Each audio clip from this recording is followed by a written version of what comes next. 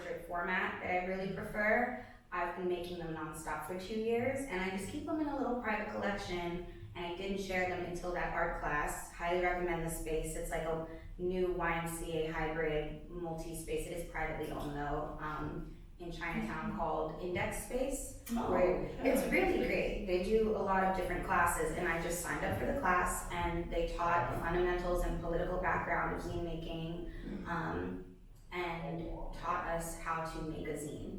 And I was, I think, one of the only people who didn't know how to use whichever Adobe software they were encouraging us to use, and I just asked if I could just take the JPEGs from this Shuffles app and put them into a book, and that's what my book became.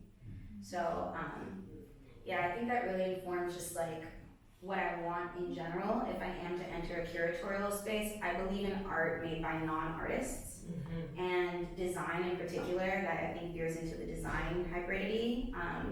But on my phone, I do it when I'm stressed. I do them on the train very often, and just like when I know it's like about to bubble over, I'm like, I need to make a collage.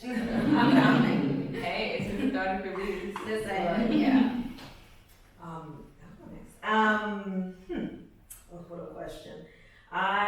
So I'm a martial artist, and I teach martial arts and yoga, but I've been doing martial arts for 18 years. So most of me being alive, it's so funny, we were just having this conversation, but I'd say martial arts is definitely the medium I use that keeps me balanced. Martial arts is my first love, the deepest love of my life is with martial arts. Martial arts made me the person I am today. And so that, like, feeling the label of martial artist feels very comfortable. And now, you know, similarly, I've always had friends who were artists, but I was too afraid to claim myself as one, so I was a curator instead. Which, no shame, but you know, like, I did that because I was too afraid to make my own art. So I made my art out of other people's art, which is fun. But now kind of stepping into the space of being a sculptor and claiming that, because I'm a carpenter by trade, that's how I pay my rent. You know, kind of stepping into the space of being a sculptor and claiming myself a sculptor is very difficult for me. I'm not gonna lie. My process, I don't have a process that's straightforward. I'm still pretty much fumbling through, figuring out what that means for me. And frankly, even talking about this is a little scary, but making art is scary to me, you know? What I'll do is I make knives out of wood. So I will batch make a certain process of my knives and then not touch 20 of them for like a year. And then it's just like, okay, at some point you gotta finish this. But it's scary. And I'll say my process is really me fighting myself a lot of the time, and just, you know, allowing myself to be vulnerable enough with myself to not be a perfectionist, because that is just setting yourself up to fail. So I don't have a proper answer to that. My answer is that I'm struggling to have a process and trust myself enough to fail. You know, because that's it's hard, especially because in the type of martial art that I do, it's very applicable to other types of martial arts. So for the most part, like, I do Muay Thai. It's a kickboxing style, if anybody's familiar, from Thailand. The Art of 8 Limbs. It's a street fighting style.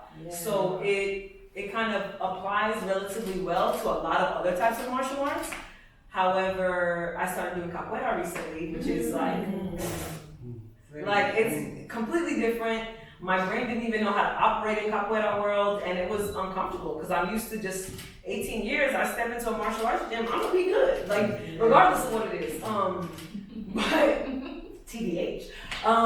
But capoeira was different, and I was like, damn, it feels good to fail at something because I have something to look toward, and you know, I have something to work on. It doesn't come easy. I'm kind of, you know, it sounds a little puppy, but I'm accustomed to things coming a little easy to me.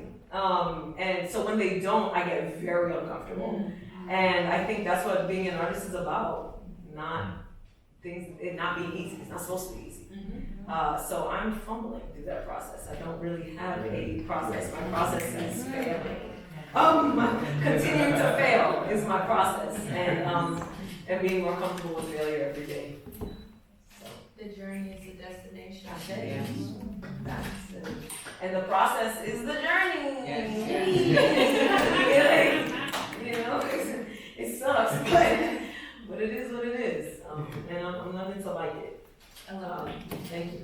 I feel like I definitely like resonate, and I think I'm trying to embrace the failures more often. I feel like a lot of my creative process is discipline. When it comes to the magazine, obviously, like I have to be active, I have to put out content. And again, like wearing so many hats. If I'm not going to an event and the pictures are not being taken, nothing is moving or happening. But I guess like from a personal creative process perspective, I think, like I said, like life, sometimes things feel like a little bit too slow, so it's like I need something to happen, because I think I resonate with what you had shared earlier of like, I'm really heavily a people watcher, just seeing things happen around me, and for example, whether it's a snail, and like, maybe I come up with some type of concept, I don't know, the way my brain works is like, let's say we're observing a snail, I'm like, wow, like they're so slow, but they're getting to where they're going. Then that just turns into like this whole. That was a whole scene. Yeah. It turns into like this whole concept in my mind, and I can see it. But I think with being a perfectionist, I think I scare myself out of. Like, you know, I feel like I'm not at the full potential to really create this image how it is exactly in my head. So it just kind of unmotivates me. Yeah. So I think, and I was reading this book, and I'll find the title and share it with everyone later if you're interested. But it's just kind of about